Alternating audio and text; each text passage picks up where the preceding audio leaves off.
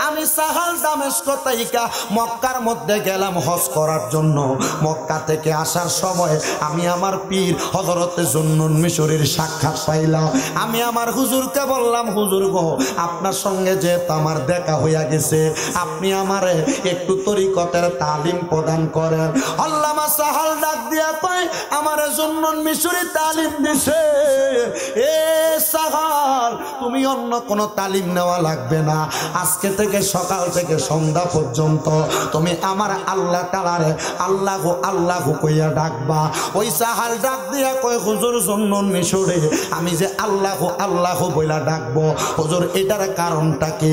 বাবা, তুমি যদি একটানা 7 দিন পর্যন্ত আল্লাহু আল্লাহু জিকিরটা তোমার কলবের মধ্যে বসাইতে পারো, এই জিকিরটা বসানোর কারণে যদি তুমি দিনের বেলা যদি অসুস্থ হইয়া পড়েও থাকো, তোমার কলবটা জারি থাকবে। তখন তুমি তোমার মুখ দিয়া আল্লাহু আল্লাহু করা লাগবে না, তখন তোমার পুরাটা দেখো আল্লাহু আল্লাহু করবে। জোরে কোন সুবহানাল্লাহ। বাজানো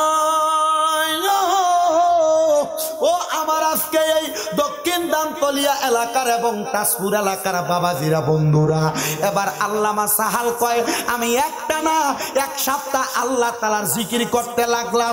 যখন আমি এমন ভাবে জিকির করি, এবার আমার এই কলবটা মাত্র 7 দিনের মধ্যে জারি হইয়া গেছে। আমি এবার আবার আল্লামা জুন্নুন মিশরীর কাছে যাইয়া ডাক দিয়া কইলাম, জুন্নুন মিশরী ও, আমি আবার আপনার কাছে আসলাম, আল্লাহর হস্তে আপনি আমাকে আরেকটু তালিম দেন যেন আমার কলবটা সর্বক্ষণ জারি থাকে। উনি ডাক দিয়া কয়, বাবা, এতদিন তো সকাল থেকে সন্ধ্যা পর্যন্ত আল্লাহু আল্লাহ জিকির করতা, এখন আর সকাল থেকে সন্ধ্যা পর্যন্ত আল্লাহু আল্লাহ জিকির করা লাগবে না। বাবা রে, আজকে থেকে সন্ধ্যা থেকে সকাল পর্যন্ত একটানা আল্লাহু আল্লাহু জিকির করবা। জুন্নুন মিশরী কয়, আমি একটানা আল্লাহু আল্লাহু জিকিরের তালিম যখন নিলাম, আমি আল্লাহ আল্লাহ করতে লাগলাম। একটানা 7 দিন আমি সকালবেলা সন্ধ্যা থেকে সকাল পর্যন্ত ঘুমাই নাই। 8 দিনের দিন যখন আমি ঘুমাইছি, ঘুম থেকে ওঠার পরে আমার সঙ্গে মালিক ইবনে মারওয়ান নামক একজন হজের সঙ্গী ছিল। উনি আমারে ডাক দিয়া কয়, এরে আল্লামা সাহাল, শোনো শোনো শোনো, তুমি যখন ঘুমাইতেছিলা আমরা দেখলাম তোমার বুকের মাঝখানটা বামস্তনের 2 আঙ্গুল নিচের এই জায়গাটা কেমন জানি লাফালাফি করতেছে। ও সাহাল, আমরা মনে করতে লাগলাম মনে হয় তুমি সাকারাতের বিছানায় আছো, মৃত্যুর সঙ্গে লড়াই করতেছো। আমি এমন ভয় পাইয়া তোমার বুকটার মধ্যে কানটা লাগাইলাম। আমি লাগাইয়া দেখলাম তোমার বুকের ভিতর থেকে তুমি ঘুমানো অবস্থায় আল্লাহু আল্লাহু আওয়াজ শোনা যায়। আল্লামা সাহাল কয়, আমার উস্তাদ জুন্নুন মিশরী বলছিল, আমি যদি সকাল থেকে সন্ধ্যা থেকে সকাল পর্যন্ত আল্লাহ তাআলার জিকিরে মশগুল থাকা, আমি যদি আমার কলবটা জারি করতাম পারি, আমার কলবটা মদিনার নবী রহমাতুল লিল আলামিন নবীর নূর দ্বারা পয়গাম হইয়া আমার কলব জারি থাকবো, আমি ঘুমাইলেও আল্লাহ আল্লাহ চলবো। আমি দৌড়াইয়া চলে গেলাম আল্লামা হযরত জুন্নুন মিশরীর কাছে। আমি যা ডাক দিয়া কইলাম, হুজুর ও জুন্নুন মিশরী, আপনার কাছে আমি জানতে চাই, আমি তো সকাল থেকে সন্ধ্যা করে অভ্যাস করছি, আমার কলব জারি হয়েছে। এবার আমি সন্ধ্যা থেকে সকাল পর্যন্ত অভ্যাস করলাম, আমার কলব জারি হয়েছে। হুজুর আর একটু তালিম দেন, আমি যেন আল্লাহর জিকির বেশি বেশি করতে পারি। হুজুর ডাক দিয়া কয়, এ সাহাল, আমার সামনে আসো। জুন্নুন মিশরী তার চাদরটা এমন ভাবে মেহিলা দিয়া আল্লামা সাহালের মাথার উপর দিয়া কয়, বাবা তুমি পড়ো, আউযু বিল্লাহি মিনাশ শাইতানির রাজিম, বিসমিল্লাহির রহমানির রহিম, আলহামদুলিল্লাহি রাব্বিল আলামিন, আর রহমানির রহিম, মালিকি ইয়াউমিদ্দিন, ইয়াকা না'বুদু ওয়া ইয়াকা নাস্তাঈন, ইহদিনাস সিরাতাল মুস্তাকিম, সিরাতাল লাযিনা আন'আমতা আলাইহিম গায়রিল মাগদুবি আলাইহিম ওয়ালাদ-দাল্লিন। বাবা তুমি পড়ো, বিসমিল্লাহির রহমানির রহিম, কুল হুয়াল্লাহু আহাদুন আল্লাহুস সামাদ, লাম ইয়ালিদ ওয়া লাম ইউলাদ ওয়া লাম ইয়াকুল লাহু কুফুয়ান আহাদ। এমন ভাবে 3 বার পড়াইয়া এবার বলে, বাবা তুমি আমার সাথে পড়ো, আস্তাগফিরুল্লাহ রাব্বি মিন কুল্লি জামবি ওয়া আতুবু ইলাইহি, লা হাওলা ওয়ালা কুওয়াতা ইল্লা ইল্লা বিল্লাহিল আলিয়্যুল আযীম এমন ভাবে যখন বারবার পড়াইলো, এবার আল্লামা সাহাল কয় হুজুর এটা কি করাইলে? বলে বাবা তুমি বলছো তোমার কলবটা জারি করে দেওয়ার জন্য, এখন থেকে সকাল থেকে সন্ধ্যা থেকে সকাল পর্যন্ত একটানা আল্লাহ তাআলার জিকির করবা। তুমি সাহালের এই কলব যেন না ঘুমায়, যদিও তোমার চোখ ঘুমায়া যায়, আমরা ঘুমায়া যাবো, আমরার চোখগুলা ঘুমায়া যাবে। আল্লাহর কসম কোন তরিকতের পীরের হাতটা যদি শক্ত করে ধরতে পারেন, আল্লাহর কসম ওই তালিম নেওয়ার কারণে যদি আপনি আপনার এই রুহুডারে শক্ত বানাইতে পারেন, আপনার দেহটারে আল্লাহর ওলির তালিম মোতাবেক তাওয়াজ্জু মোতাবেক আপনার জিকিরের একটা হরদম, আপনার কলবে জিকিরের একটা আসন বানাইতে পারেন, এই কলবটা আপনি যদিও ঘুমায়া যান, কলব কখনো ঘুমায় না।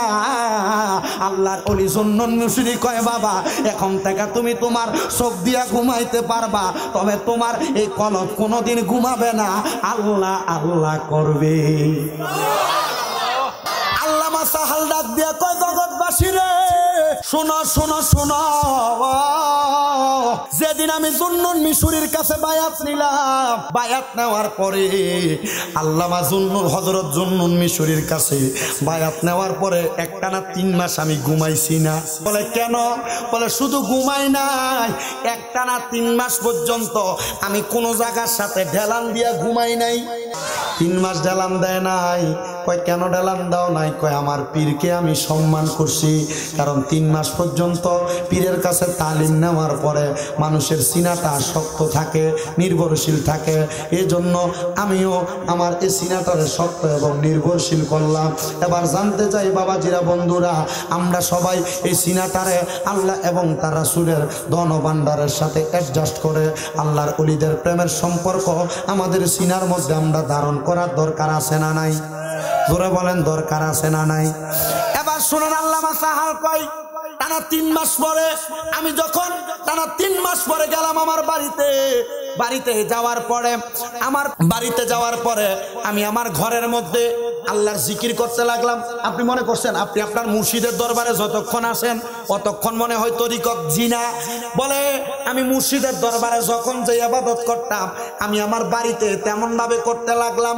তখন আমি সকালবেলা যাইয়া আমার ঘরের মধ্যে আল্লাহু আল্লাহ জিকির করতে লাগলাম।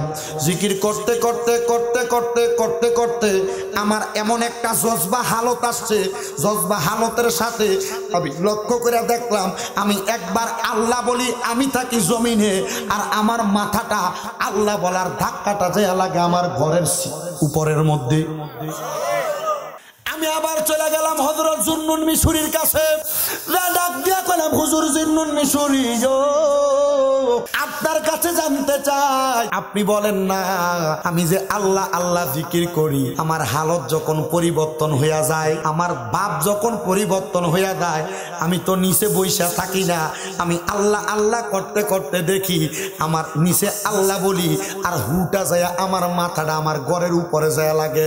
জুন্নুন মিশরি কয় আশেক রে, যদি তুমি কোনো খোলা আসমানের নিচে বইসা আল্লাহ আল্লাহ এমন হালতে করো, তাহলে তোমার আল্লাহু আল্লাহ শব্দটা বলবা জমিনে, আর হু শব্দটা বলতে বলতে তোমার মাথাটা দেয়া লাগবো আসমানে। হুজুর কেন? বলে এটা হইল আমার আল্লাহ তাআলার জিকিরের একটা আলাদা পাওয়ার। ও হুজুর গো, আমি তো এবার আল্লাহ আল্লাহ করতে লাগলাম, তবে হালত পরিবর্তন করি নাই। আমি যখন আল্লাহ আল্লাহ করি, একদিন আমার ঘরের উপরে ঘরের চাল দেওয়ার জন্য যে কাঠগুলা দেওয়া হয়েছে, লাকড়িগুলা দেওয়া হয়েছে, আমার আল্লাহ জিকিরের শব্দের কারণে একটা লাকড়ি উপর থেকে পইরা আমার মাথার কপালের অংশ ফাইটা 2টা ফোঁটা রক্ত মাটির মধ্যে পড়া গেছে। হুজুর আমি দেখলাম ওই 2টা ফোঁটা রক্ত যে পড়ছে, ওই 2টা ফোঁটা রক্ত মাটির মধ্যে আল্লাহ নামের আকার ধারণ করে ফালাইছে। আত-তাযকিরাতুল আউলিয়া নামক কিতাবের আল্লামা ফরিদউদ্দিন আত্তার রহমতুল্লাহ আলাইহি লিখিত 313 না 30 নম্বর পৃষ্ঠার মধ্যে এই সুন্দর ঘটনাটা বর্ণনা। বন্ধুরে, আমি জানতে চাই একটা মানুষ যদি আল্লাহ আল্লাহ জিকিরটা মনোমুগ্ধকর ভাবে করার কারণে তার কলবটার মধ্যে আল্লাহ নামের একটা বসতি হয়ে যায়, আমরা যদি নবীর প্রেমিকেরা এই দামতলিয়ার মানুষেরা তাজপুরের যুবকেরা ইমাম হাসান ওয়াল হুসাইন রাদিয়াল্লাহু তাআলা আনহু যুব সংগঠনের উদ্যোগের এই 10তম সুন্নি মহাসম্মেলনে বৈশা আল্লাহ তাআলার জিকিরের তালিম নেওয়ার পরে আপনি আপনার হাতের কাম হাত দিয়ে করেন, মুখে মুখে আল্লাহু আল্লাহ করেন, আমি জানতে চাই এই আল্লাহ নামের জিকিরের বসতি আপনার এই কলবে হইতে পারে কি পারে না? যদি বসতি বানাইতে পারো তুমি চোখ বন্ধ করে ঘুমাইবা, তোমার কলব আল্লাহ আল্লাহ করব। আরে আল্লামা জুনায়েদ বাগদাদী রহমতুল্লাহ আলাইহির জামানায় এক ছোট্ট ঘটনা বলি, অসুবিধা হবে আপনাদের? যারা মুরিদ আর সাচ্চা পাক্কা ভক্ত যারা, এই মুরিদ আর ভক্ত কিন্তু দুই রকমের। আপনারা কোন তো মুরিদের দাম বেশি না ভক্তের দাম বেশি? আল্লামা জুনায়েদ বাগদাদী রহমতুল্লাহ আলাইহির জামানার ওই ওলি, উনি বলে আমি একদিন আপনাদের এদিকে নদীর পাড়ে মানুষ বাথরুম দেয় না, দুইটা বাঁশ দিয়া লাশ মাথার ভিতরে খুব সুন্দর করে কাঁচা দিয়া আর পরে দিয়া ঘুরটা লইয়া যায় না, ঘুরটা লইয়া যে যায়, উনি যাই ওনার এই যে বদনা ছিল লোটা ছিল, আগে তো কাঁচার লোটা ছিল, এটা পড়ে গেছে ওই জায়গায় পড়ছে। উনি যে ওনার অনেক ভক্তবিন্দুর মাঝে জিজ্ঞেসে, এই আমার এনে এখন অনেক ভক্ত আছে আর অনেক মুরিদ আছে, একজন কি যাই আমার লোটাটা আমার যে বদনাটা পানির পাত্র এটা পড়ে গেছে তুইলা দিবা? অনেক মুরিদ দেখে নয় ফয়জনে ফির ছেড়ে দিব বদনা না মনে লেগ বদনা তোলার লেগা নামতাম না। এক ফাগলা ভক্ত ছিল, লাভ দিয়ে নেমে গেছে, জিজ্ঞাসা কেন নামছো? হুজুর আপনি আদেশ করছেন, আপনার আদেশ আমি শুনবো না। বলে হ, তা আদেশ তো শুনবা, তা আদেশ শোনার মতো কাজও তো করা লাগবে, তা আদেশ শোনার মতো আপনি মুর্শিদের দরবারে যান, আউনের পরে শেষ। তেমন আদর্শ শুননেওয়ালা নিজের সিনাটাকে নিজের কলবটাকে তেমন মুর্শিদের প্রেমিক হিসেবে বানানোর দরকার। আল্লাহ যেন আমাদেরকে বানানোর তৌফিক দেয়। জোরে কোন আমি। একটা মানুষ নিজে বলতে পারবেন যে হুজুর আমি জিকির করি ঠিক, কিন্তু আমি ঘুমানোর পরে আমার কলব জিকির করে কিনা এখনো পর্যন্ত এটার কোনো দিক দিশা পাই নাই। পাইবেন তখন যখন আপনি দেখবেন জিকির করার পর আপনার শরীর পাতলা লাগে, মনটা খুব পাতলা লাগে। আল্লাহ যেন আমাদেরকে এমনভাবে নিজের কলবটা তৈরি করার তৌফিক দান করে। জোরে কোন আমিন।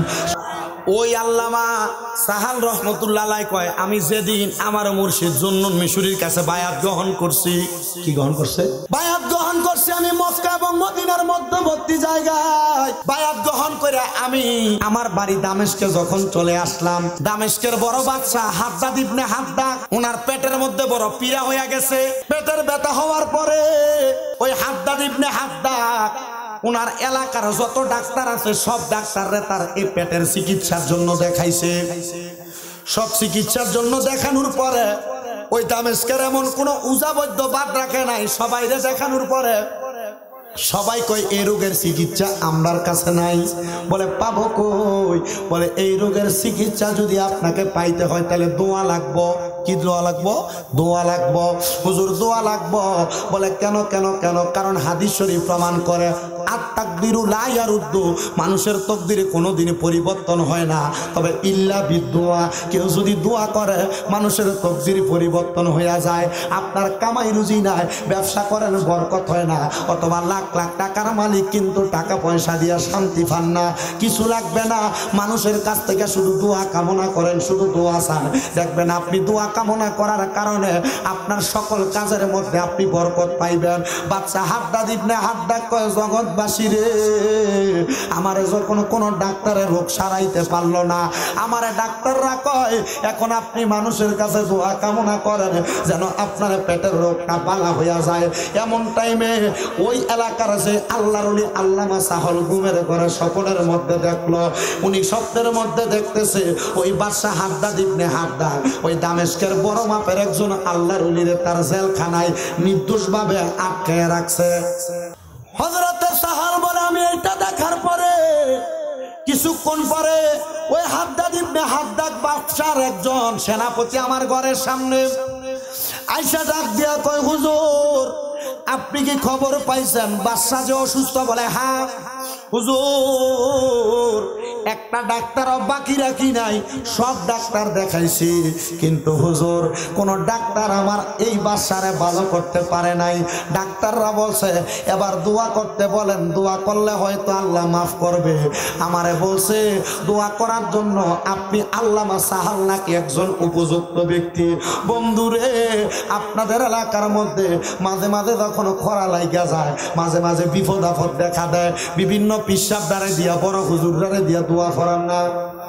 আগের যুগে যখন খরা লাগতো বড় বড় পীর মাসেকরার এলাকায় না, খোলা মাঠের ভিতরে যখন বৃষ্টি হইতো না, বৃষ্টির লেগে দোয়া করাইতো, সালাম ফিরানোর আগে বৃষ্টি হয়ে যেত।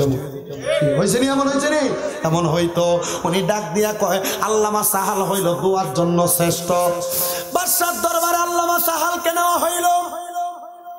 বাদশা ডাক দিয়া কয় আল্লামা সাহাল আপনি একটু দোয়া করেন আমার জন্য। বলে কেন?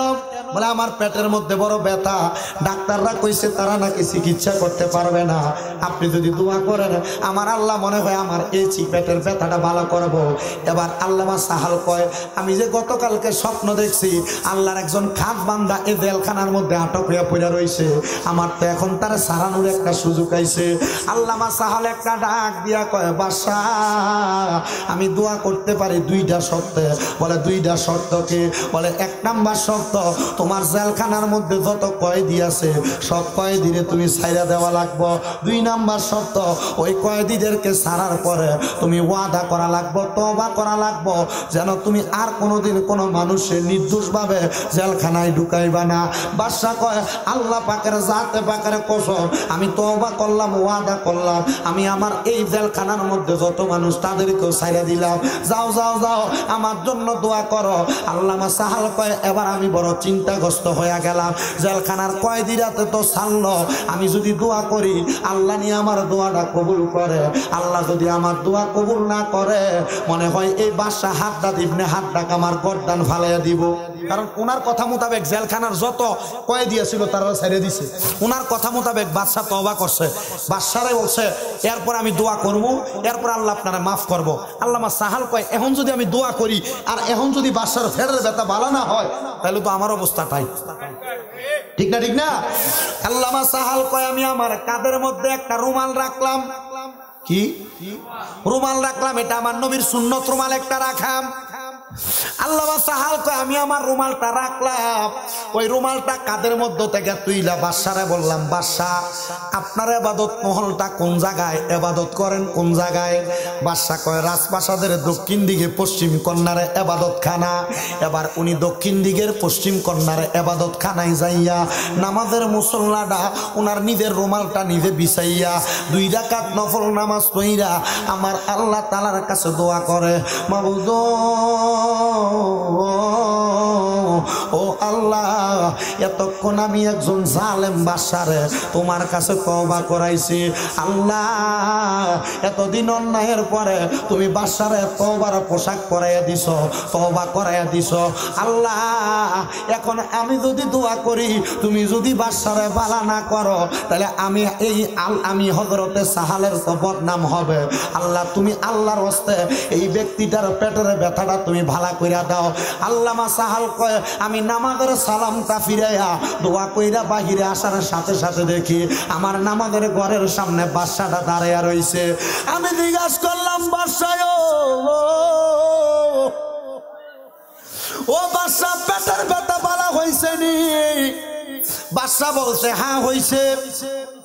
এ বাদশা আপনি খুশি নি? বলে খুশি। বাদশা কয় আমি শুধু খুশি না, আমি কয়েদিরারে ছাড়ছি, তওবা করছি, এখন আমার মনে চায় আমি আপনারে 1000 দিরহাম উপহার দিতাম, আমার মনে চায় আপনারা আমি 100টা ওট উপহার দিতাম। বাদশা ডাক দিয়া কয় আমি আপনাকে উপহার দিয়া সম্মানিত করতে চাই। উনি ডাক দিয়া কয় যেই ব্যক্তি আল্লাহর কাছে চাইলে আল্লাহ তারে ফিরায় না, ওই ব্যক্তি আমি মানুষের কাছ থেকে কোনো কিছু নেই না। এবার বাদশা কয় আমি বুঝতে পারছি রে আপনার দোয়া কেন আল্লাহ কবুল করছে, কারণ আপনি আমার কাছ থেকে কোনো কিছু নেন নাই, আমার আল্লাহর আল্লাহর কাছ থেকে নিছেন। উনি ডাক দিয়া কয় আমি আল্লাহর কাছ থেকে কেন নিছি শুই না নাও। হযরতে জুন্নুন মিশরীর দরবার থেকে আসার পরে যখনই আমার কোনো কিছু প্রয়োজন হয় আমি বিসমিল্লাহ কইয়া আমার ডান হাতের তালুটা আসমানের দিকে বাড়াইয়া দেয়। আমি হাতটা নামাইলে দেখি আমার হাতের মধ্যে স্বর্ণ মণিমুক্তা জহরত হাজির হয়ে গেছে। আমি এগুলা বিক্রি কইরা কত ফকির মিসকিনদের দান সৎকার করছি। কিন্তু এখন এই জামানায় এমন অলি পাওয়া বড় কষ্টের ব্যাপার রে বাবারা। এখন এই জামানায় এমন অলি পাওয়া বড় কষ্টের ব্যাপার। কিন্তু বর্তমান জামানায় কোন জেনারেল শিক্ষিতরে তুমি যদি বলো হাওয়ার মধ্যে হাত বাড়াইয়া বিসমিল্লাহ কইয়া হাত বাড়াইয়া স্বর্ণমণি মুক্তা পাইছে, এরা হাসবে। কারণ কি এদের মধ্যে এলমে তাসাউফের কোনো জ্ঞান নাই, এলমে তরিকতের কোনো জ্ঞান নাই। এই জ্ঞানটা না থাকার কারণে এই ব্যক্তির এগুলা বিশ্বাস করতে চায় না। বাজানো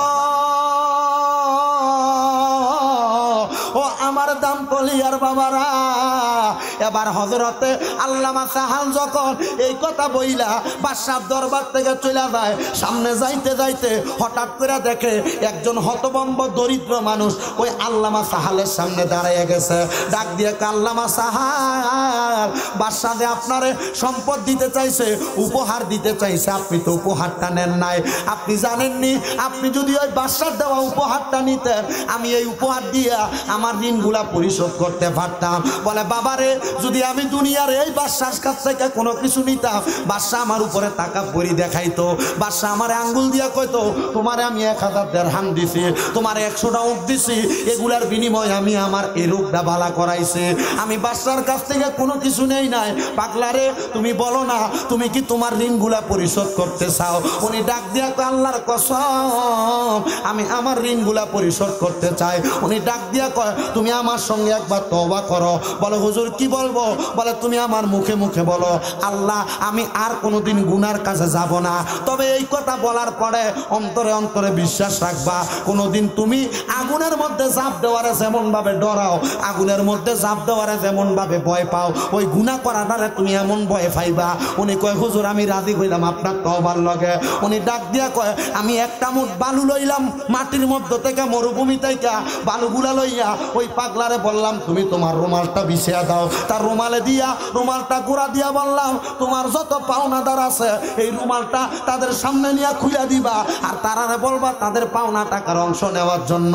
ওই ব্যক্তি ডাক দিয়া কয় আল্লামা সাহাল যখন আমারে বালিগুলা মোট করে নিয়া আমার রুমাল পেছাইয়া আমারে বিদায় করে দিছে, বিদায় করার পরে আমি আমার পাওনাদারদের কাছে যাইয়া বললাম রুমালে যা আছে তা নিয়ে যাও। এবার সবাই আমার রুমাল থেকে এক মুঠ করে কি জানি নিয়ে গেছে। আমি রুমালের দিকে তাকিয়া দেখি এই রুমালের ভিতরে আবার এক মুঠ বালি পড়া রইছে। পাওনাদাররা জিগাইলাম পাওনাদাররা তোমরার পাওনা কি তোমরা নিবা না? কয় আল্লামা সাহাল এই তোমারে যে বালুগুলা পরাইয়া দিছে ওই বালুগুলা বালু না রে, এই বালুগুলা হইল মণি মুক্তা জহরত। ওই জহরত আমরা আনছি পরে। জহরত নিলা করতে আমি তো বালুই পাইছি, আমি তো বালুই পাইছি। তবে রতনের রতন চিনে না, না হইলে কষ্টি পাথর। ওরে রতনের রতন চিনে না, না হইলে কষ্টি পাথর। আবার স্বর্ণ চিনে স্বর্ণকারে গো, আবার স্বর্ণ চিনে স্বর্ণকারে গো।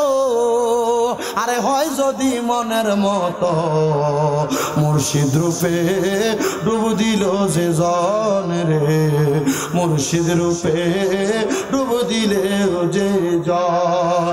আরে মুর্শিদ রূপে ডুবলে তুমি হইবারে ফানা, কলবে হইবা দিবানা মুর্শিদের প্রেমেতে। আরে এই হৃদয়ে থাকলে তোমার আল্লাহ নবীর প্রেম, আরে কলবে তোর হবে পয়দা, কলবে তোর হবে পয়দা মাহমুদ মাওলার নাম মনোরে। মুর্শিদ রূপে ফানা হইয়া দেখো রে। এবার জানতে চাই বাবারা, আল্লাহর ওলি যদি তার কুদরতি হাত দিয়া ইবাদতের বরকতে সামান্য বালিরে স্বর্ণ বানাইতে পারে, আমরা যদি আল্লাহ তাআলার খাস ইবাদত করি আমার আল্লাহ আমাদেরকে এমন ক্ষমতা দিতে পারে কি পারে না? আল্লাহ যেন সবাইকে নূর নবীর উসিলায় এমন ক্ষমতা প্রদান করে, জোরে কোন আমিন। আল্লামা সাহাল যখন একের পর এক এমন কারামতি দেখায়। এবার আল্লামা সাহালের কাছে আগমন করছে হযরতে শাকিব বলকি রহমতুল্লাহ আলাইহি, বড় মাফের অলি। শাকিব বলকি কয়, এ সাহাল, তোমার কাছে জানতে চাই এমন আজব কারামত তুমি কই শিখলা? উনি কয়, আমার উস্তাদের কাছে। বলে, উস্তাদ ডাকে? বলে, উস্তাদ হইল আমার হযরতে জুন্নুন মিশরি। শাকিব বলকি ডাক দিয়া কয়, সাহাল রে, ও সাহাল, কোন মা তোমার জন্ম দিল? যেই মা তোমার জন্ম দিছে তোমার মায়ের জীবন বড় ধন্য। কোন বাবা তোরে জন্ম দিল? কোন বাবার নসল থেকে তুমি তোমার মায়ের রেহেমে আসলা? তোমার আব্বার জীবন ধন্য। আল্লাহ সাহাল ডাক দিয়া কয়, শোনো রে ও শাকিব বলকি, আমারে যেই মা জন্ম দিছে ওই মা দুনিয়ার কোন সাধারণ মা না। ওই মা হইল তাহাজ্জুদ গুজার করনেওয়ালা একজন মা। আমার মা এমন কোন সময় নাই দুনিয়ার কোন কর্ম সম্পাদন করার জন্য আমার মা ঘর থেকে বাইরে হয়েছে। বলে, তোমার মা এমন একজন ধর্মওয়ালা মা, তোমার মা এমন একজন আল্লাহ প্রেমিক নবীর প্রেমিক মা। তোমার মায়ের এমন কোন ইবাদত ছিল যে ইবাদতের কারণে আল্লাহ তাআলা তোমার মার দোয়ার বরকতে তোমার এত সুন্দর মর্যাদা দান করছে। উনি ডাক দিয়া কয়, আমার মারে আমি প্রত্যেক সময় দেখতাম রে, ফজরের নামাজের আগে উইঠা আমার মা জননী নামাজের মুসল্লার ভিতরে সেজদার মধ্যে পইরা পইরা কাঁদত।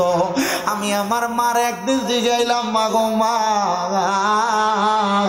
আপনি কেন নামাজের মুসল্লায় পইরা পইরা কান্দেন?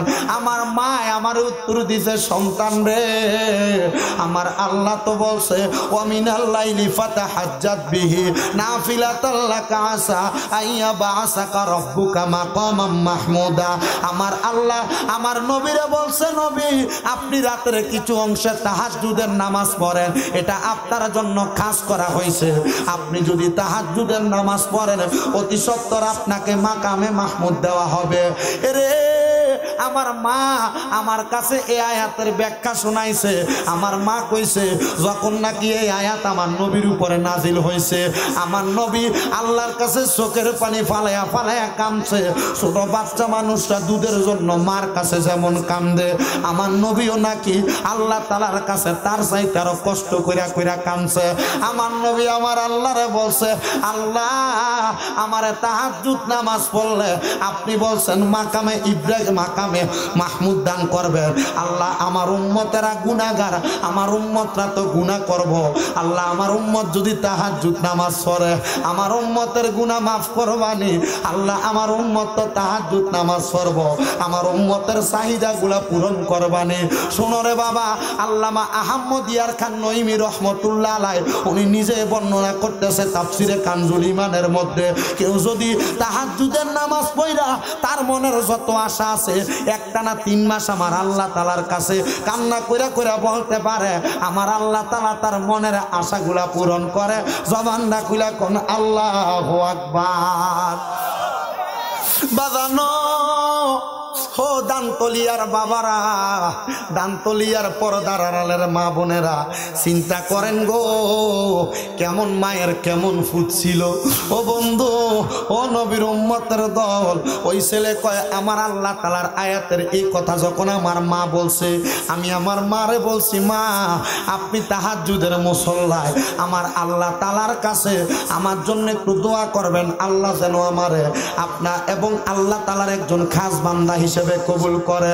ওই মা জননী ঘোষণা করে, শোনো রে জগৎবাসী, আমি আমার সন্তানের জন্য এমন ভাবে দোয়া করছি, ওই দোয়ার কারণে আমার আল্লাহ তাআলা আমার সন্তানটারে ওলি বানাইছে।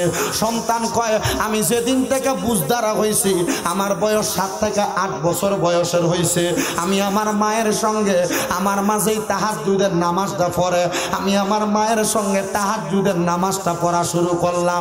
আমার মারে প্রশ্ন করলাম, মা গো মা, আমি যে তাহাজ্জুদের নামাজ পড়ি গো মা, আপনি বলেন না আমার আল্লাহ আমি সন্তানরে আপনার মতো আবেদ বানাইবনি, আপনার মতো সলে বানাইবনি। আমার মা কয় সন্তান পইরা দেখো না, আমার আল্লাহ তাআলা কাউরে খালি ফিরায় না, তুমি যদি পড়ো আমার আল্লাহ তাআলা অবশ্যই তোমারে খালি ফিরিয়ে দিবে না। ওই সন্তান কয় আমি আমার মায়ের সঙ্গে একটানা তাহাজ্জুদের নামাজ পড়তে লাগলাম, এমনভাবে আমি অনেক বছর পর্যন্ত পড়তে আমার বয়স যখন 16 বছর 17 বছরে রূপান্তরিত হয়েছে, এবার আমি আমার মা একদিন তাহাজ্জুদ নামাজ পড়ার জন্য নামাজের মুসল্লার মধ্যে উঠছে। আমি নামাজটা পড়া আমার মারে বললাম মা আগামীকালকে আমরা আবার তাহাজ্জুদ পড়ব। আমার মার এই কথা বইলা যখন আমি ওই রাত্রবেলা ঘুমাইছি, আমার মা তাহাজ্জুদ নামাজ পড়তে উঠছে, কিন্তু ওই দিন আমার শরীরটা একটু ক্লান্ত পরিশ্রান্ত লাগার কারণে আমি তাহাজ্জুদের নামাজটা পড়ার জন্য উঠি নাই। আমি ফজরের আজান যখন হয়েছে নামাজ পড়ার জন্য উঠলাম, আমি যাইয়া দেখলাম চারিদিকে আজান হইতাছে আর আমার আম্মা জান ঘরের মধ্যে পইরা সেজদার মধ্যে পইরা রইছে। চারিদিকে আজান হইতাছে, আমার মা সেজদার মধ্যে পইরা রইছে। আমি আমার মার দিকে তাকাইলাম, ডাক দিলাম মা গো মা, ফজরের নামাজের সময় তো হইয়া গেছে গো মা, ওঠেন গো মা, আর দেরি কইরেন না গো মা। আমার মা কোনো উত্তর দেয় না। যখন নামাজের সময় অতিবাহিত হইয়া যায়, আমি আমার মা জননীরে ডাকতে লাগলাম। আমি আমার মায়ের মাথাটার মধ্যে যখন হাতটা লাগাইলাম, আমি দেখছি রে আমার মাটা মাটির মধ্যে হঠাৎ করে ডান দিকে কাঁচ হইয়া পড়ে গেছে। আমি আমার মার নাকে মুখে হাত দিয়া দেখি আমার মাটা দুনিয়ার মধ্যে থেকে বিদায় হইয়া গেছে। আমি চিন্তা করতে লাগলাম আমার মা যে বিদায় হইয়া গেছে, আমার মার সঙ্গে ওয়াদা ছিল আজকে তাহাজ্জুদের নামাজের মুসল্লায় আমার মা আমার জন্য দোয়া করবে। আমি কাঁদতে লাগলাম। পরের দিন আমার আম্মা জানের কাফন দাফন হইয়া গেছে। কাফন দাফন হওয়ার পরে আমি আমার আল্লাহ তাআলার কাছে কাঁদতে লাগলাম, কারণ মা বাপ মরলে সন্তান দুনিয়ার সব কষ্ট সহ্য করতে পারে, মা বাপ মরলে সন্তান কষ্ট সহ্য করতে পারে না। আরে তোমার এখন মা বাবার জন্য চোখের পানি চোখ দিয়ে আসতেও পারে, নাও আসতে পারে, কিন্তু বাড়িতে গেলে আব্বার পুরান লুঙ্গি ডালনার মধ্যে ঝুলে দেখলে চোখের পানি বায়া বায়া পড়ে। আম্মার পুরান কাপড়টা আলমারির মধ্যে দেখলে চোখের পানিটা বায়া বায়া পড়ে। সন্তান রে, উনি ডাক দিয়া কয় আমি রাত্রবেলা কান্না করতেছি। আমার ওস্তাদ আইসা জন্নন মিশরি কয় বাবা কান্দো না, কান্দো না, আমার আল্লাহ তাআলা তোমার আম্মা জানলে নাজাত প্রদান করব। উনি ডাক দিয়া কয় আমি যখন জন্নন মিশরিরে আশ্বাসটা পাইছি, আমি নামাজ পড়া সেজদার মধ্যে আমার আল্লাহর কাছে কান্না করতে লাগলাম। আল্লাহ আমার মা তো অন্ধকার কবরে, আমার মা কবরে কেমন আছে জানি না, তবে আমার মা 5 ওয়াক্ত নামাজ আদায় করছে, আমার মা তাহাজ্জুদের নামাজ আদায় করছে। আল্লাহ তুমি আমার মা ডারে দুজকের আগুনে জ্বালাইও না।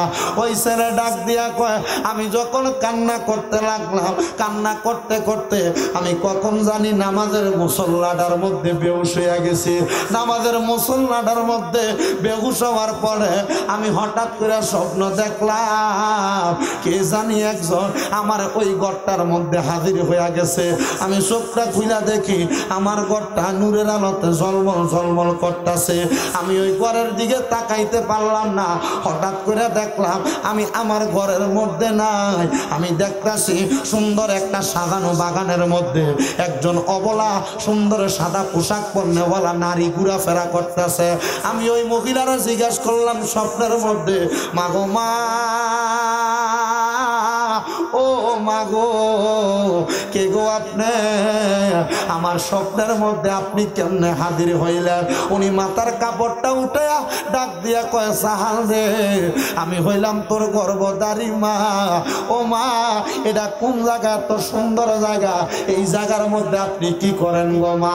ওই মা ডাক দিয়া কয়, তোমার মতো একজন সন্তান আমি মার জানাজা পড়াইছে, আর দুনিয়াতে নামাজ পড়া পড়া আমি মার জন্য দোয়া করতেছে। আমি তো সাধারণ জায়গায় থাকতে পারি না। আমার আল্লাহ তাআলা আমার ইন্তেকালের পরে আমি মা জননীর জান্নাতের মধ্যে প্রবেশ করাইয়া দিছে। মা, আল্লাহ যে জান্নাতে প্রবেশ করাইয়া দিছে গো মা, আপনি কি জান্নাতে বড় আরামে আছেন? বলে, তোমার মতো একটা সন্তান যদি দোয়া করে, আমি মা কষ্টে থাকতে পারি না। একটা সন্তান দোয়া করলে আমার আল্লাহ তাআলা তার মা বাবার কবরের আযাব মাফ করে দেয়। এ দান্তলিয়ার বাবারা, এ তাজপুরের বাবারা, জানি না রে, কার জানি জগতের মধ্যে মা নাই, কার জানি জগতের মধ্যে আব্বা নাই। একটাবার চিন্তা করে দেখো রে, সন্তান মা বাপ যদি কবরে থাকে, সন্তানের দোয়ার বরকতে আল্লাহ যদি মা বাবার কবরের আযাব মাফ করতে পারে রে। আজকের মাহফিলে যদি তোমরা তোমাদের মা বাবার জন্য কান্দ, আমার আল্লাহ তোমার মা বাবার জীবনের গুনাহ মাফ করে দিব। দান্তলিয়ার যুবক রে, ও দান্তলিয়ার মুরব্বীরা, মা নাই বাবা নাই, একবার চিন্তা করো, আল্লাহ নি তোমার মা বাপরে কবরে মাফ কইরা দিছে। তবে আমরা একটা বিশ্বাসে এই দান্তলিয়ার মা ফিরে বৈশা কোন সন্তান যদি তার মার জন্য বাবার জন্য চোখের মণিকোটার মধ্যে একটা মাছির মাথা পরিমাণ পানি চাইরা কান্দে, আমার আল্লাহ ওই সন্তানের মা বাবার কবরের আযাব মাফ কইরা দিব। আল্লাহ তাকে দেখো গো, এই দান্তলিয়া এবং তাজপুর এলাকায় কত সন্তান জানি মাহফিলে বসে, তারার জগতের মধ্যে মা নাই। কত সন্তান জানি মাহফিলে বসে, যারার জগতের মধ্যে আব্বা নাই। আমি এখানে আসার আগে যে ঘরে বসে খাওয়া দাওয়া করলাম, আমার ভাই মোহাম্মদ নাকিম বুইয়া, তারও আব্বা নাই। মুনাজাতের মধ্যে দেখছি কেমন জানি চোখটি লাল হয়ে গেছে। আমি চিন্তা করছি রে, না জানি আজকে নাকিমের মতো এলাকায় কোন সন্তান জানি আব্বা হারা। আবার এমনও সন্তান আছে মা বাপের জন্য দোয়া করব দূরের কথা, এরা এদের বউয়ের কথা শুনে মা বাপরে জুদা কইরা দিছে, মা বাপরে আলাদা কইরা দিছে। এমনও সন্তান আছে বাইয়ে বাইয়ে ঝগড়া কইরা মা বাপরে আলাদা কইরা দিছে। সন্তান দেও, পারলে তোমার পাগুলা আমার সামনে দাও, আমি আমার জিহ্বাটা দিয়া তোমার পাওটা পরিষ্কার কইরা দেওয়ার চেষ্টা করব। হুজুর কেন এমন কথা বললেন? আমি বলবো রে বাবা, তুমি যদি তোমার মা বাবার মনে কষ্ট দিয়া থাকো, আম্মা আব্বার বউয়ের কথা শুইনা মা বাপরে জুদা করে দিয়া থাকো, তুমি সন্তান কিন্তু মরলেও শান্তি পাবা না, দুনিয়াতে লাখ লাখ টাকা কামাই করলেও শান্তি পাইবা না। কারণ আল্লাহর নবী কয়, রেদার রব্বি ফি রিদাল ওয়ালিদাইন, মা বাবার সন্তুষ্টিতে আমার আল্লাহ সন্তুষ্টি হয়। সাকাতুর রব্বি ফি সাকাতিল ওয়ালিদাইন, আম্মা আব্বারও সন্তুষ্টিতে আমার আল্লাহ অসন্তুষ্টি হয়। সন্তান, তোমার বউ তোমার কথার সাথে সাথে বলে তুমি নিয়ে একা, তোমার মা বাবার সন্তান আরো তো দুই ভাই আছে, তারা কেন খাওয়ায় না, তুমি কেন একা খাওয়াও? ওই সময় বউটারে উত্তর দিবা, স্ত্রী গো, আমার মা বাবা আমারে বড় আদর যত্ন করে মানুষ করছে, আমার অন্য দুই তিন ভাই তারারে খাওয়া কার না খাওয়া, আমি সন্তান একা খাওয়ামো কেন জানো গো স্ত্রী? কারণ আল্লাহর নবী কইছে, মা বাপের পেছনে যদি কোনো সন্তান মাত্র 1 দিরহাম খরচ করে, ওই ব্যক্তি মারা যাওয়ার পরে এটাকে লক্ষ লক্ষ হাজার গুণ হিসাবে পাওয়া যাবে। বন্ধুরে, কেউ যদি মা বাপরে জুদা করে দিয়া থাকো, মা বাপ বড় ভাইয়ের ঘরে 1 সপ্তাহ ভাত খায়, মেজো ভাইয়ের ঘরে 1 সপ্তাহ ভাত খায়, ছোট ভাইয়ের ঘরে 1 সপ্তাহ ভাত খায়, মা বাপ এমনি ঘুরা ঘুরা খাওয়ার জন্য তোমার জন্ম দেয় নাই। মা বাপরে কইবা এক ঘরে বৈশা ভাত খাবেন, 3 বেলা 3 ঘর থেকে খাবার আসবে, আপনি 3 রকমের খাবার খাবেন। কারণ কি, মা বাপ বুড়া হওয়ার পরে আম্মা আব্বার জিহ্বার স্বাদ নষ্ট হয়ে যায়। আম্মা আব্বার কখন কি খাইতে মন চায় সন্তানের কাছে ডরে বলে না। না। 3 ঘর থেকে 3 রকমের খানা আসলে মা বাবার যেটা দিয়া মন চাই সেটা দিয়া খাবার খাবে।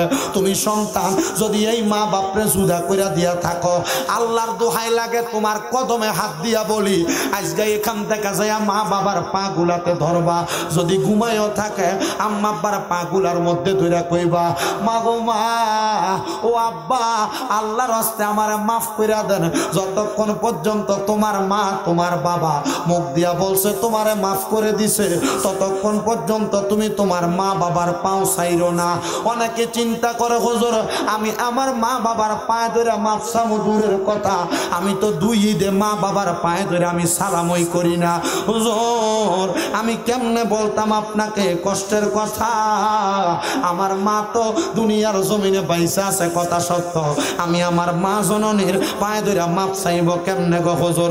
হুজুর আপনি বলেন না আমি আমার মা জননীর পায়ের মধ্যে ধরে সালামও করি না, আমি বলবো সন্তান সালাম না সালাম না, যদি সুযোগ পাও আম্মা আব্বার কদমের মধ্যে মুখ লাগাইয়া সুমা খাইবা। হুজুর কেন গো? কারণ আম্মা আব্বার কদমে মুখ লাগাইয়া সুমা খাইলে এটা আম্মা আব্বার কদমে সুমা লাগে না। আল্লাহর নবী কয় আল্লাহর জান্নাতের চৌকাঠের মধ্যে সুমা খাওয়ার সওয়াব পাওয়া যায়।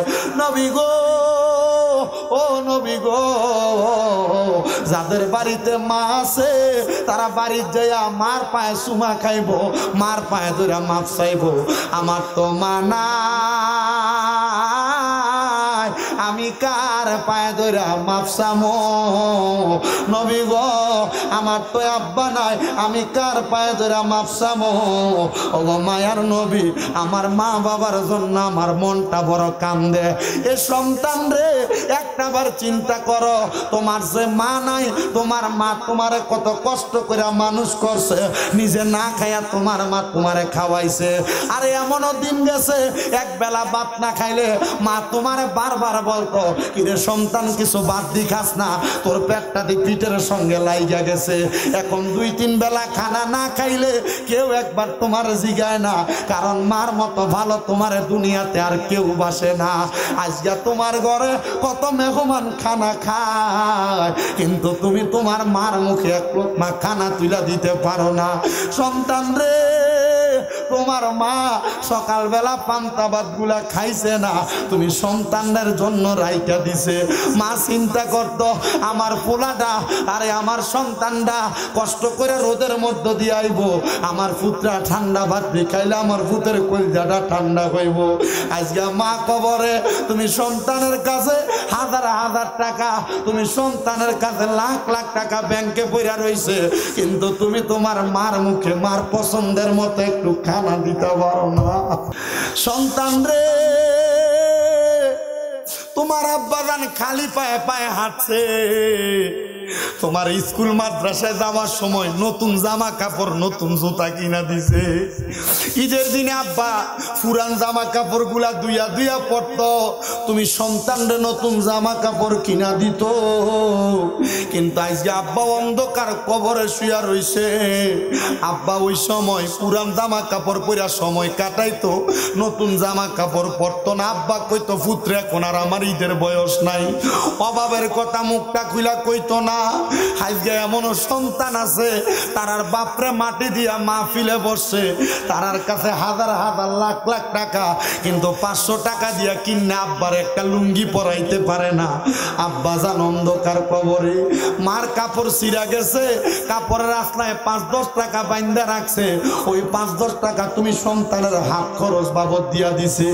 আজকে তুমি সন্তানের মা অন্ধকার কবরে, মা জননী রে 1000 টাকা দিয়ে একটা কাপড় কিনা পরাইতে পারো না, তোমার মা দুঃখিনী অন্ধকার কবরে। সন্তান রে ওই মা যদি কবরে থাকে, আম্মা আব্বার জন্য রব্বির হামহুমা কামা রব্বায়ানি সগীরা বইলা, ওয়াকুর রব্বির হামহুমা কামা রব্বায়ানি সগীরা বইলা, আমার আল্লাহ তাআলার কাছে দোয়া করবা। আমরার বিশ্বাস আছে রে আমার আল্লাহ একটা হাতও খালি ফিরে দিবে না। কারণ কি সন্তান, তোমার আম্মা আব্বা তুমি সন্তানকে বড় কষ্ট করে মানুষ করছে, মাপ পাওয়ার সুযোগ পাইবা না, তবে ওয়াদা করো, ওয়াদা করো, ওয়াদা করো।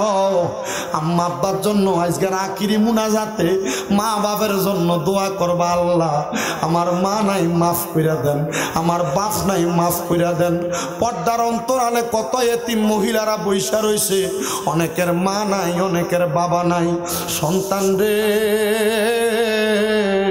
ও আমার দক্ষিণ দামতলিয়া তাজপুর ইমাম হাসান ওয়াল হুসাইন রাদিয়াল্লাহু তাআলা আনহু যুব সংগঠনের যুবকেরা অনেকেই তো আছো মা নাই বাবা নাই।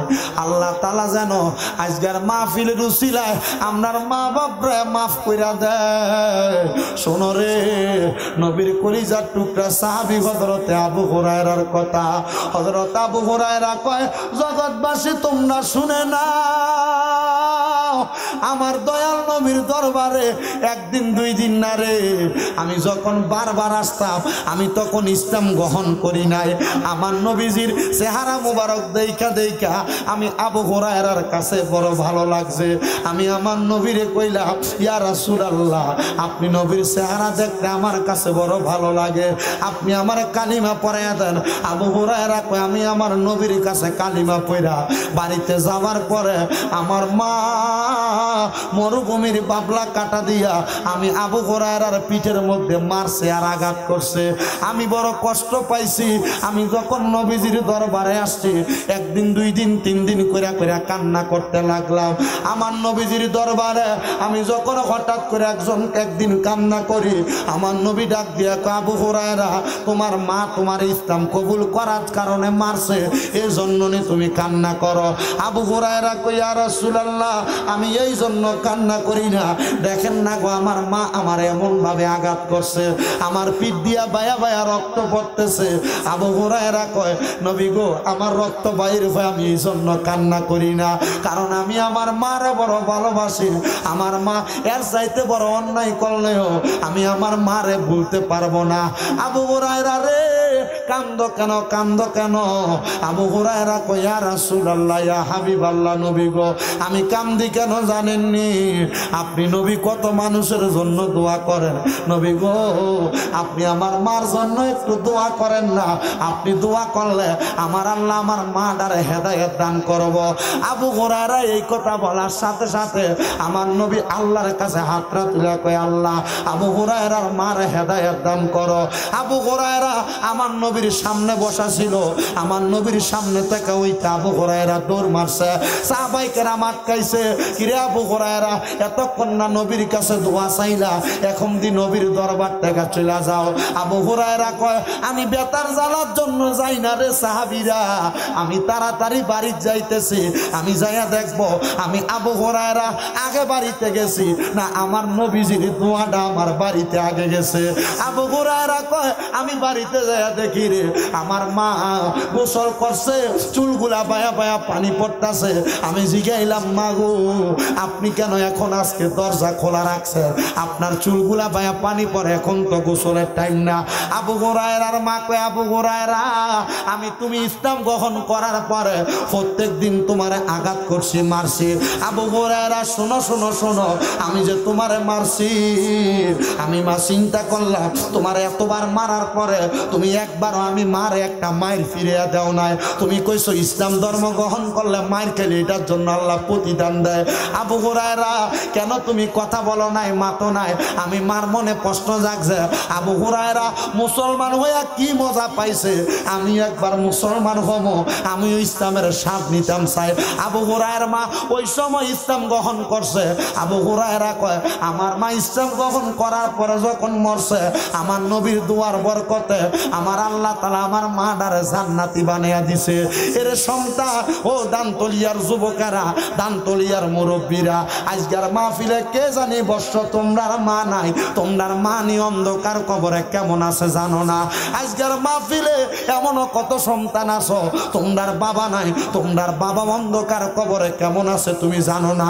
সন্তান রে, তোমার তোমার মা যদি থাকতো, বাবা যদি থাকতো, মা বাপরে যদি মাসে মাসে 1,000 টাকা করে হাত খরচের টাকা দিতা, আম্মা আব্বা অসুস্থ থাকলে মাসে যদি মা বাপরে 1,000 টাকা করে ওষুধ খরচের টাকা দিতা, তাহলে 12 মাসে 12,000 টাকা লাগতো মা বাবার ওষুধ খরচের জন্য। তোমার মা তোমার আব্বা দান পৈতৃক সম্পত্তি দিয়া গেছে, অনেক জারে টাকা জমি দিয়া গেছে। যেই বাড়িতে থাকো এই বাড়িটা তোমার মা তোমার বাবা তোমারে দিয়া গেছে। যদি মাসে মাসে 5,000 টাকা করে বাড়িটার ভাড়া দিতা, 12 মাসে 60,000 টাকা ভাড়া দেওয়া লাগতো। 60,000 চাইলাম না, 12,000ও চাইলাম না। একজন সন্তান শুধু বলবেন, হুজুর আমার মা নাই, একটু খাস করে দোয়া করবেন। আমার আব্বা নাই, একটু খাস করে